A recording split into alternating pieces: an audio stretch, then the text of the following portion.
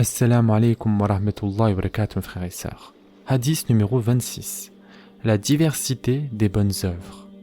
Abu Hurayra radiallahu anhu a dit, l'envoyé d'Allah sallallahu alayhi wa sallam a dit, l'homme, pour chacune de ses articulations, doit verser une aumône, et ce, chaque jour que le soleil se lève. Pratiquer l'équité entre deux personnes est une aumône. Aider un homme à enfourcher monture ou placer ses bagages dessus est une aumône. Dire une bonne parole est une aumône. Écarter de la voie publique ce qui est nuisible est également une aumône. Hadith Sahih rapporté par Al-Bukhari. Commentons maintenant ce hadith.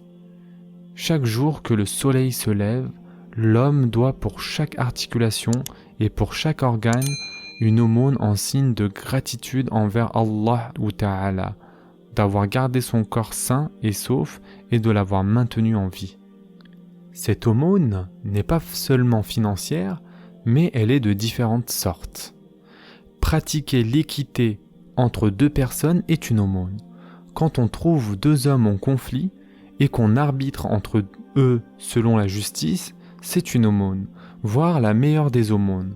Le Très-Haut a en effet dit « Il ne sort rien de bon du gros de leur conversation, à moins qu'ils n'y agissent d'ordonner une aumône ou quelque convenance, ou d'opérer une conciliation entre les gens. » Sourate 4, verset 114.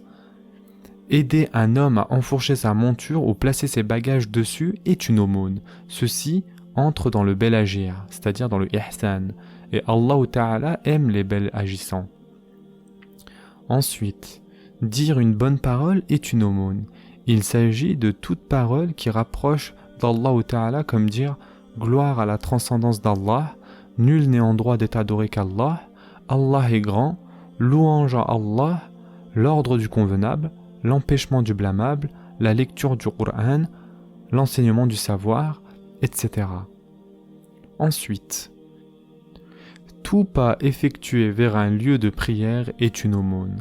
Il est cité dans les deux Sahih, selon le hadith rapporté par Abu Hurayra radiallahu anhu, que quand l'homme fait parfaitement ses ablutions chez lui, puis s'en va à la mosquée, ne visant que la prière, il ne fait point un seul pas sans qu'Allah Ta'ala ne l'élève d'un degré et ne le décharge d'un péché. Écarter de la voie publique ce qui est nuisible est également une aumône. Écarter ce qui gêne le passage des gens sur une voie est une aumône, comme pomper ou combler une flaque d'eau. Enlever des pierres ou des morceaux de verre ou des épines ou toute autre chose qui peut gêner le passage, que ce soit du haut ou du bas, comme des branches d'arbres qui descendent vers le bas et gênent les gens. Quelles sont les leçons qu'on peut tirer de ce hadith ? Leçon numéro 1. Chaque jour que le soleil se lève, à tout homme incombe un nombre d'aumônes équivalent à ses articulations qui sont au nombre de 360. Leçon numéro 2. Tout ce qui rapproche d'Allah Ta'ala comme acte d'adoration et bel agir envers ses serviteurs est une aumône.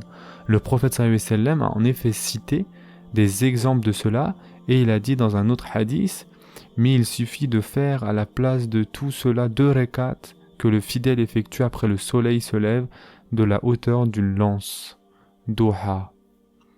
Hadith Sahih rapporté par Muslim. Prenez soin de vous mes frères et sœurs et à très prochainement. Inch'Allah.